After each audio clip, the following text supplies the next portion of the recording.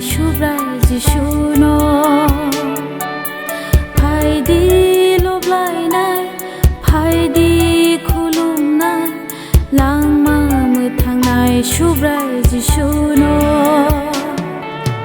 kini ashuk sum sogrok no rujunani bagi phaika sukha lampiyo girekha kini ashuk sum sogrok no rujunani bagi phaika shubrai jishu asai phaika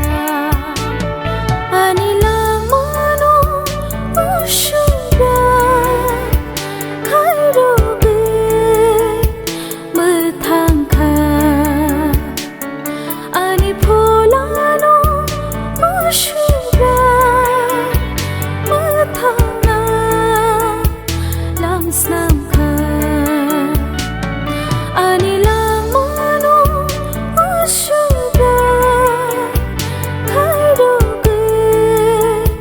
muthangkha ani phulano ushubrai muthangna